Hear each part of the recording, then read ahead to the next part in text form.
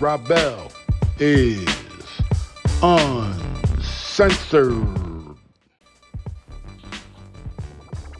Good afternoon and welcome to Uncensored.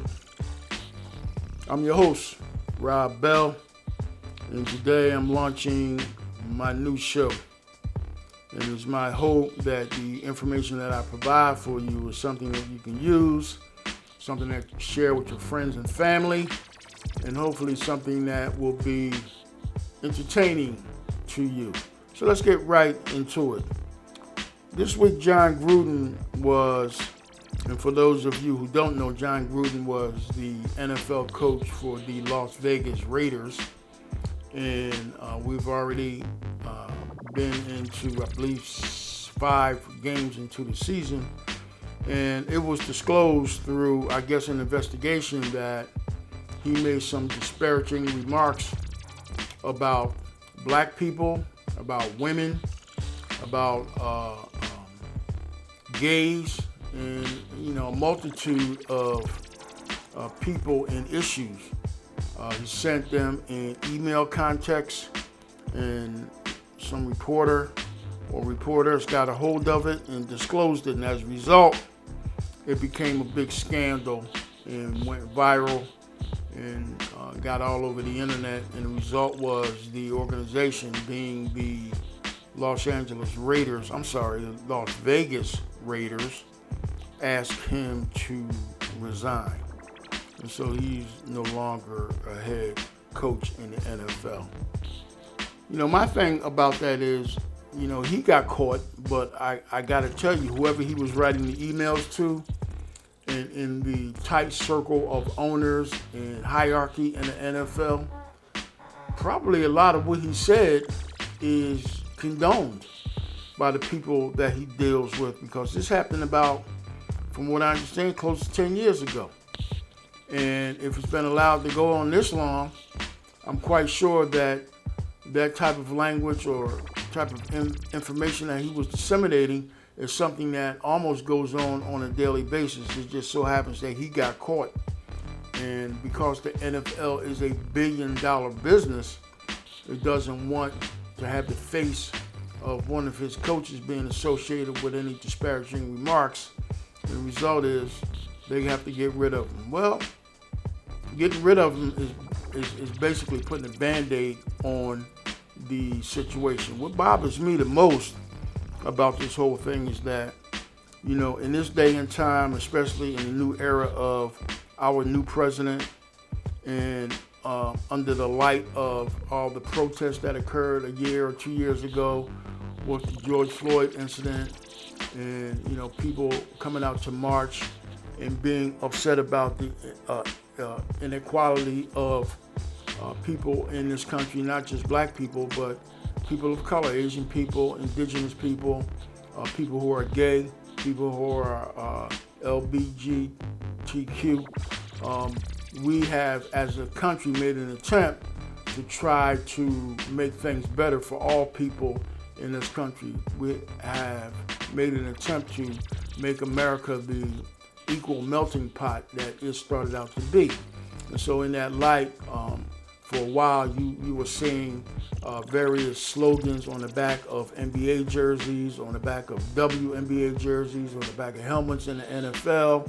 You could go to various cities in the United States and see various slogans being painted into intersections in cities like New York, Philadelphia, Miami, Houston, Texas, Los Angeles.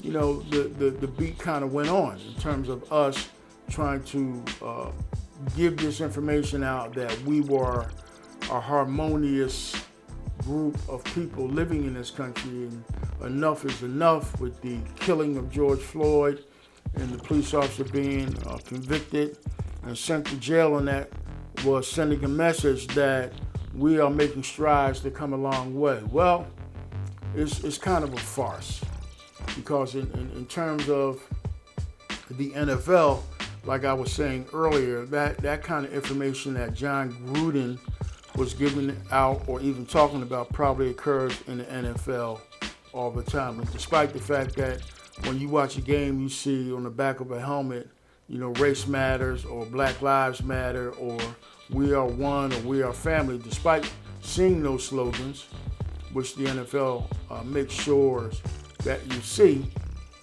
we're not all one and we're not all family. And, not all Black lives matter because we are still in this country being treated unequally. We're still in this country being treated as second-class citizens, and I'm talking about people who are minorities and people of color and indigenous people and so on and so forth. We're still being treated the same way we were before all this stuff started. All the NFL is concerned with is their image and their ability to make money. The COVID-19 pandemic hit everybody hard, especially businesses. And in the light of trying to recap all of that revenue, the NFL, the NBA, WNBA, Major League Baseball, Major League Hockey, did and does everything they can do to recap the monies that they lost. And I got to tell you, they really didn't lose a whole lot of money because all of those entities are billion-dollar businesses. And so in this country, whether you want to hear this or not, it ain't about your color. It ain't about your gender. It ain't about where you come from. It ain't about whether you are poor or downtrodden or being treated like crap. It's about the mighty dollar bill. And if you ain't of the status of being a person who is making a whole lot of money and a person that's in the realm of being in a circle of people who make a whole lot of money, don't nobody really give a damn about you. Because those of us who don't make a lot of money and those of us who don't make any money, period, it's going to be very difficult for us to even get in a position to make money, let alone make a lot of money. But those of us who are in the circles that do make money and make a lot of it, we hang around like-minded people like ourselves, and we hang around those people who put us in a position to have the ability to make more. America is a greedy, greedy nation.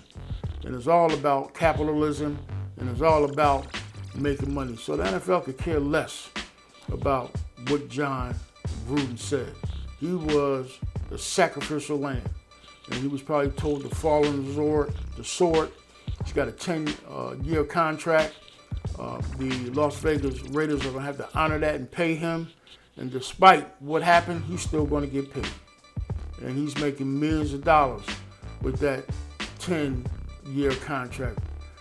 And conversely, I step over people on the street in downtown Atlanta when I'm coming to work, and they are eating out of trash cans and waiting for people to feed them. They smell like feces and urine, and they don't have any control over the wealth that a lot of people that are on the upper end of this echelon are making. And so, we are supposed to be touted as the greatest country in the world, but we're only the greatest country in the world for people who have the ability to be great. The people who don't have that ability to be great and the people who are struggling to be great get pushed by the wayside. Nobody really cares about them. So that's how it goes.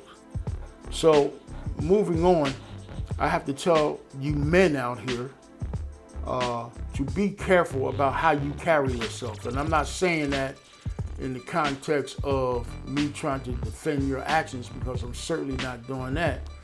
But what you have to understand is that we are now in what we call the Me Too movement. And the reason why I bring that up is because I was having a discussion with one of my colleagues the other day, and the subject of sexual harassment came up. And one of the things that this man said out of his mouth was, and I quote, "Women shouldn't be wearing the stuff that they wear.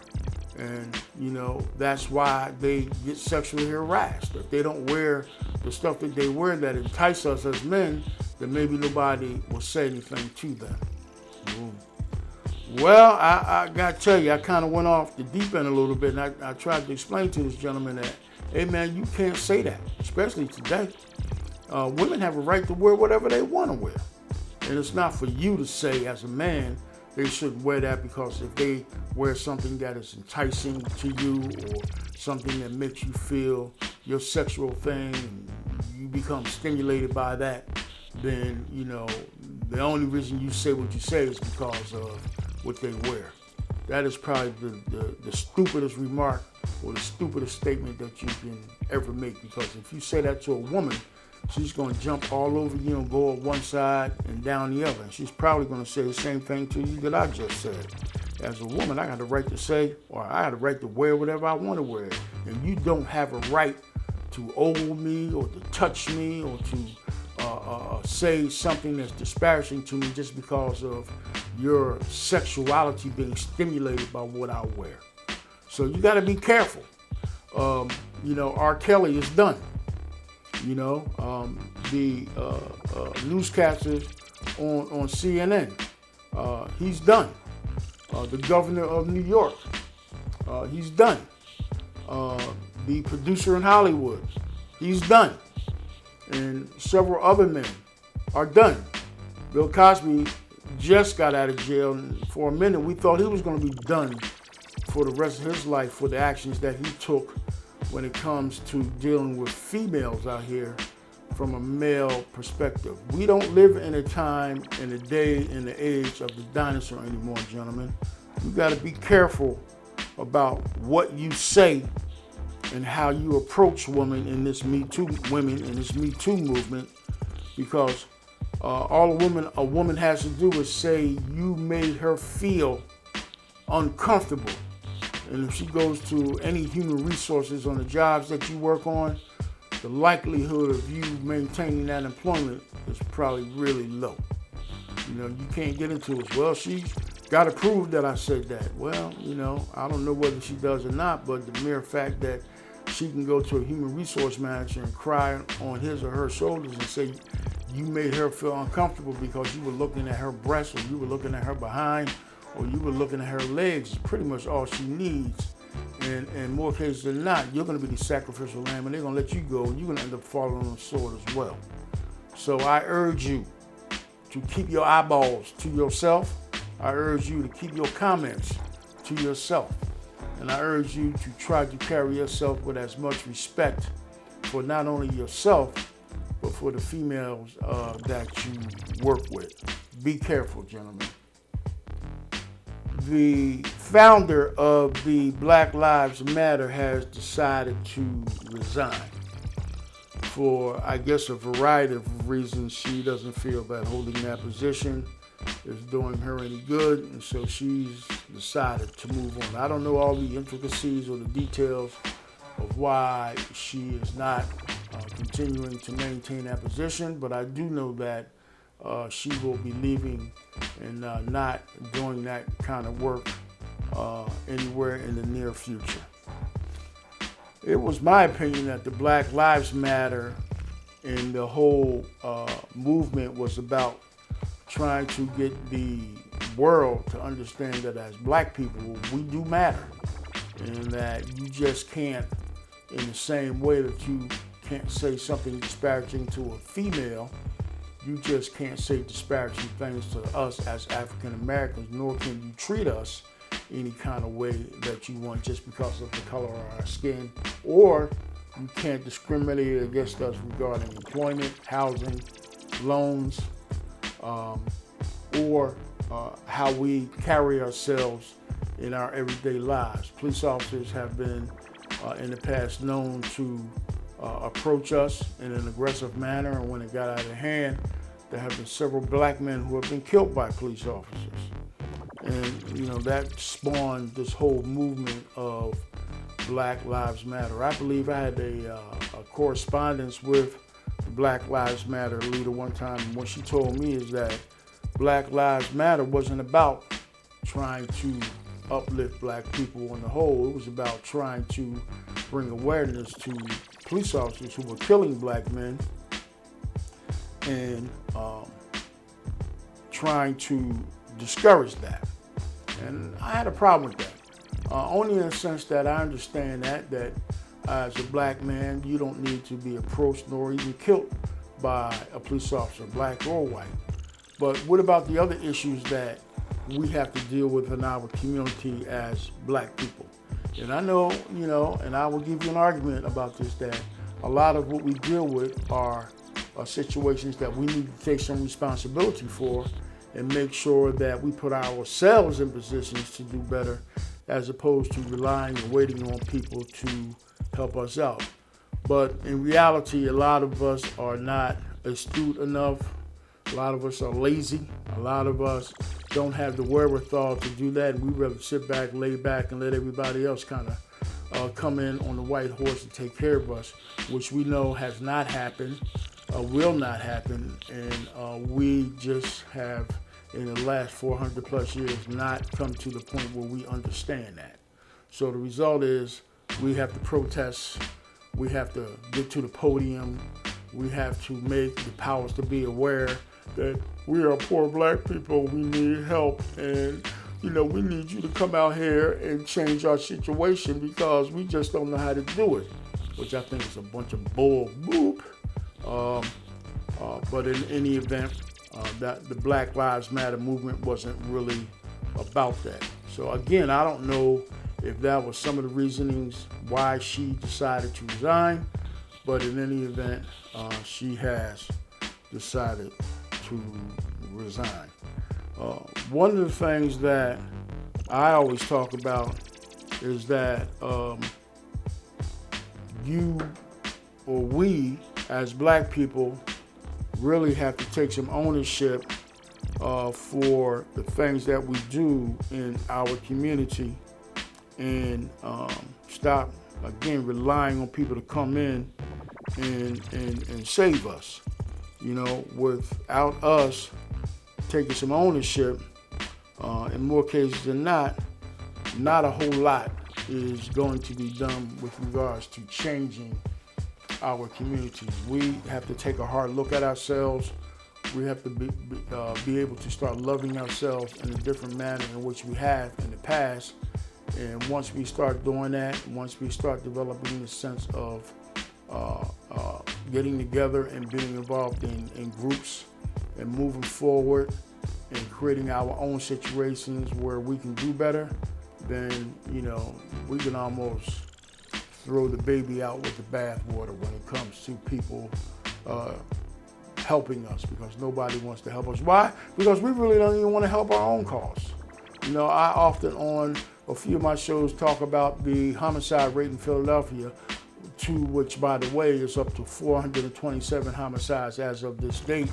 And all of last year they had 499, so we'll probably meet that record and probably go past it. And so if you are an outsider looking in and you say to yourself, why should I help any of those black people when they're out there killing each other at an alarming rate? Why should I go in and try to create programs for any of those communities because they don't love or care enough about themselves to stop this? I mean, every single day there's a homicide. And so when you are acting in that manner, and I'm not saying that everybody is, but just like when you look at a police officer who kills a black man, you cast that shadow and paint all police officers in that same light, which is not good because everybody's not like that. You do the same thing with black people. You got a handful of black people out here committing these horrendous homicides and murders and catastrophes throughout the black community, and you cast that shadow on all black people. And the result is, when it comes time to try to help anybody do anything, or get some empathy, or get any programs instilled within local or state governments regarding the build-up or help for black people, nobody's going to do it. Because once again, when you got people looking in from the outside and they're saying to themselves, we're not going to help those people because they don't even care enough about themselves to stop doing what they do. So I'll end with this. Continue to fight the good fight. Continue to respect and love and care for yourself enough to where you can transfer that energy over to your neighbor. Continue to look at how we are acting in the society, not just in the black community, but in the society as a whole, and try to live your life from a positive perspective. My mother always taught me a closed fist gets you nothing, but when you open up your fist and your 5 fingers get extended, then on each one of those fingers you have an opportunity to help somebody. Well, if you adopt that philosophy, then you probably will feel better and you'll be better off. Karma is a vicious thing. And when you don't care about anybody else and all you care about is yourself and all you care about is how you roll, then in more cases than not, that's going to come back to haunt you, and it's going to be a time when you need somebody to help you out and you're not going to get anything. I was looking at a page the other day where somebody on Facebook was saying, all I'm about is making money. If you can't make no money, then don't even associate yourself with me. It's money, money, money, money, money for me. I'm about the money. And then 3 days later, that same person was asking or saying, oh man, my life has taken a turn for the worse, and I don't know what I'm gonna do. And it's crazy that when life turns south on you, you really don't have a whole lot of things or a whole lot of friends you can turn to. I said, well, my thing was, a few days ago you was speaking about money. And one of the things that I told you was money is the root of all evil. Now the evil has touched your doorstep, and now you want to look at why or figure out why or not understand why friends or family are not coming in to try to help you. Why? Because you put your faith in an idol, and that idol was the mighty dollar. And when you start putting your faith in idols and the mighty dollar becomes the forefront of who you are as an individual, then when it comes time for your faith to kick in, or when it comes time for someone else's faith to kick in regarding trying to help you get through a very tenuous and difficult situation, it's just not going to happen for you. So think about that. This is Rob Bell.